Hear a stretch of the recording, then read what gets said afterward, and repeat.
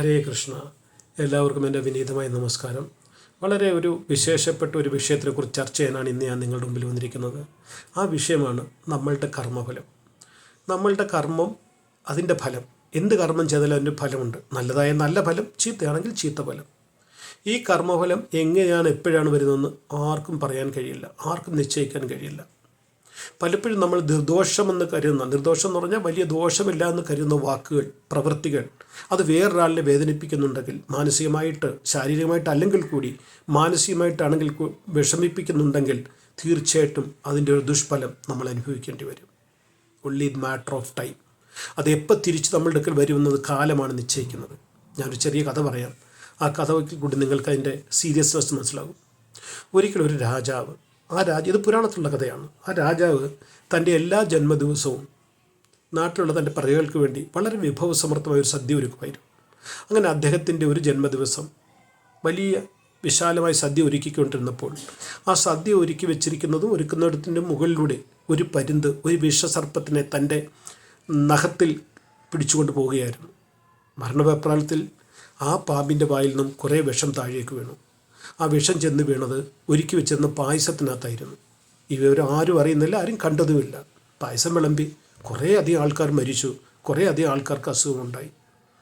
രാജാവിനും വളരെ ദുഃഖിതനായിരുന്നു. പക്ഷെ പ്രജകൾക്കുള്ളിലെല്ലാവരും രാജാവിനെയാണ് കുറ്റം പറഞ്ഞത് പരസ്പരം. എന്താണ് കാരണമെന്ന് ആർക്കും അറിയില്ലായിരുന്നു. അപ്പോൾ ഈ സമയത്ത് യമലോകത്ത് ചിത്രഗുപ്തൻ വളരെ കൺഫ്യൂസായി. ഈ കർമ്മം ഞാൻ ആരുടെ പേരിൽ എഴുതും? അദ്ദേഹം യമരാജാവിനോട് ചോദിച്ചു, ഞാനിത് രാജാവിൻ്റെ പേരിൽ എഴുതട്ടെ? അപ്പോൾ യമരാജാവ് പറഞ്ഞു, വേണ്ട, രാജാവ് നിരപരാധിയാണ്, അദ്ദേഹം അറിഞ്ഞുകൊണ്ടൊന്നും തെറ്റ് ചെയ്തിട്ടില്ലല്ലോ. അപ്പോൾ ചിത്രഗുപ്തൻ ചോദിച്ചു, എന്നിൽ ഞാൻ പാചകക്കാരുടെ മേൽ എഴുതാം? അതുകൊണ്ട് അതും പറ്റില്ല, അവരും ഒരു തെറ്റ് ചെയ്തിട്ടില്ല. എന്നൊക്കെയിൽ ഇതിൻ്റെ മുഴുവൻ ഉത്തരവാദിത്വം പരുന്തിനാണ്. അപ്പോഴും യമരാജാവ് പറഞ്ഞു, ഇല്ല, പരുന്ത് അതിൻ്റെ ആഹാരം എടുത്തിട്ടാണ് പോയത്. അപ്പോൾ പിന്നെ ഞാൻ എന്തു ചെയ്യും? ആ സർപ്പത്തിൻ്റെ മുകളിൽ എഴുതട്ടെ? പറഞ്ഞു, വേണ്ട, സർപ്പം ആരെങ്കിലും വധിക്കണമെന്ന് പറഞ്ഞ് വിഷം തുപ്പിയില്ല, അതിൻ്റെ വായിൽ നിന്നും മരണവെപ്രാളത്തിൽ കുറേ വിഷം താഴേക്ക് പോയതാണ്. അപ്പോൾ ചിത്രഗുപ്തൻ ചോദിച്ചു, ഇത് ഞാൻ പിന്നെ ആരുടെ പേരിൽ എഴുതണം? അത് പെൻഡിങ് വെക്ക്, നമുക്കത് കറക്റ്റ് സമയമാകുമ്പോൾ ആരെങ്കിലും കിട്ടും, അന്നേരം നമുക്കത് ഇതിനെക്കുറിച്ച് ചർച്ച ചെയ്യാം. അങ്ങനെ ദിവസങ്ങളും മാസങ്ങളും കടന്നുപോയി. അടുത്ത ജന്മവാർഷികം വന്നു. അപ്പോഴും രാജാവ് വിളംബരം ചെയ്തു, ഇന്ന ദിവസം എൻ്റെ ജന്മദിവസമാണ്, എല്ലാവരും സദ്യയ്ക്ക് വരണം.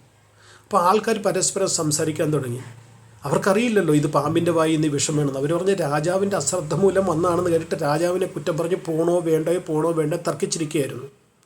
ഈ സമയത്തൊരു വഴിപോക്കൻ വേറെ ഒരു രാജ്യത്തു നിന്ന് വന്നതാണ്. അദ്ദേഹം ഈ വിളംബരം കേട്ടുകൊണ്ട് സദ്യ കഴിക്കാനായിട്ട് പോവുകയായിരുന്നു.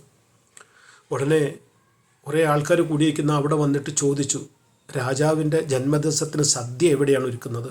എനിക്കവിടെ പോകണം. അപ്പോൾ ഒരു ചെറുപ്പക്കാരൻ പറഞ്ഞു, പോകണ്ട, കഴിഞ്ഞ വർഷം ഇതുപോലെ ജന്മദിവസത്തിന് പോയി ഞങ്ങളുടെയൊക്കെ ഒരുപാട് ആൾക്കാർ നഷ്ടപ്പെട്ടു, ഒരുപാട് പേര് മരിച്ചുപോയി. യാതൊരു ശ്രദ്ധയില്ല, അശ്രദ്ധ കൊണ്ടാണ് അവിടെ ഉണ്ടാക്കുന്നത്, അശ്രദ്ധയോടുകൂടിയാണ് അവിടെ ആഹാരം പാചകം ചെയ്യുന്നത്. നിങ്ങൾക്ക് ജീവൻ വേണേൽ തിരിച്ചു പോകാൻ പറഞ്ഞു. ആ വഴിപോക്കൻ തിരിച്ചുപോയി. ആ സമയത്ത് യമരാജാവ് ചിത്രഗുപ്തനെ വിളിച്ചിട്ട് പറഞ്ഞു, ആ പറഞ്ഞ ചെറുപ്പക്കാരൻ്റെ പേരിൽ എല്ലാ പാപങ്ങളും എഴുതിക്കോളാൻ. ചിത്രഗുപ്തൻ ചോദിച്ചു, അതെന്താ? ഉടനെ പറഞ്ഞു, ആവശ്യമില്ലാതെ അന്യരെ കുറ്റം പറയുന്നതും അന്യരുടെ ദോഷം കണ്ടുപിടിച്ച് അവരുടെ പേരിൽ ആരോപം ഉന്നയിക്കുന്നതും ഏറ്റവും വലിയ പാപമാണ്. അതുകൊണ്ട് ഈ പാപത്തിൻ്റെ ഉത്തരവാദിത്വം ആ ചെറുപ്പക്കാരൻ്റെ പേരിൽ എഴുതാൻ പറഞ്ഞു. ഞാൻ പറഞ്ഞതിൻ്റെ അർത്ഥം, പലപ്പോഴും നമ്മൾ പലരെയും ആവശ്യമില്ലാതെ കുറ്റപ്പെടുത്തുന്നുണ്ട്, ആവശ്യമില്ലാതെ നമ്മൾ അവരെ വേദനിപ്പിക്കാറുണ്ട്. അവരുടെ നല്ല കാര്യങ്ങൾ മാത്രം നമ്മൾ നോക്കാൻ ശ്രദ്ധിച്ചു കഴിഞ്ഞാൽ, എല്ലാ മനുഷ്യരിലും കുറ്റങ്ങളും കുറവുകളും ഉണ്ട്. നല്ല കാര്യങ്ങൾ മാത്രം നോക്കിക്കഴിഞ്ഞാൽ ആ കുറ്റങ്ങളും കുറവുകളും വളരെ ചെറുതായിട്ട് തോന്നും. നിങ്ങൾക്ക് ആരോടെങ്കിലും വിരോധം തോന്നുകയാണെങ്കിൽ, അവർ പറഞ്ഞ വാക്കുകൾ, അവരുടെ പ്രവൃത്തികൾ നിങ്ങളെ വേദനിപ്പിച്ചിട്ടുണ്ടെങ്കിൽ, ഞാൻ പറയുന്ന ഒരു കാര്യം നിങ്ങൾക്ക് ചെയ്യാമോ? ഒരു പേപ്പർ എടുത്ത് വെക്കുക. അതിനകത്ത് അവരുടെ ഏറ്റവും നല്ല കാര്യങ്ങൾ, നിങ്ങൾക്ക് ഇഷ്ടപ്പെട്ട നല്ല 5 കാര്യങ്ങൾ 1 2 3 4 5 എന്ന് പറഞ്ഞിട്ട് എഴുതുക. എഴുതുമ്പോൾ നിങ്ങൾക്ക് മനസ്സിലാവും അവരെത്രയോ നല്ല വ്യക്തിയാണെന്ന്. അല്ലാതെ നമ്മളൊരു വ്യക്തിയെ കുറ്റപ്പെടുത്തുമ്പോൾ ആ കുറ്റത്തിൻ്റെ പാപഫലം നമ്മൾക്ക് പേറേണ്ടി വരും. പത്മപുരാണത്തിൽ വളരെ മനോഹരമായൊരു ശ്ലോകമുണ്ട്, യഥാ തേനു സഹസ്രേഷു വത്സ വിന്ദതി മാതരം തഥാ പുരാകൃത കർമ്മം കർത്താരം അനുഗച്ഛതി. യഥാ തേനു സഹസ്രേഷു, തേനു എന്ന് പറഞ്ഞാൽ പശു, സഹസ്രേഷു 1000, എപ്രകാരം 1000 പശുക്കളുടെ ഇടയിൽ നിന്നും തഥാ വത്സ വിന്ദതി മാതരം, എപ്രകാരം അതിൻ്റെ പശുക്കിടാവിൻ്റെ അമ്മയെ കണ്ടുപിടിക്കുന്നു. തഥാ പുരാ കൃതകർമ്മം. അതുപോലെ നമ്മൾ എപ്പോഴെങ്കിലും വർഷങ്ങൾക്ക് മുമ്പ് ചെയ്ത ആ കർമ്മത്തിൻ്റെ ഫലം കർത്താരം അനുഗച്ഛതി.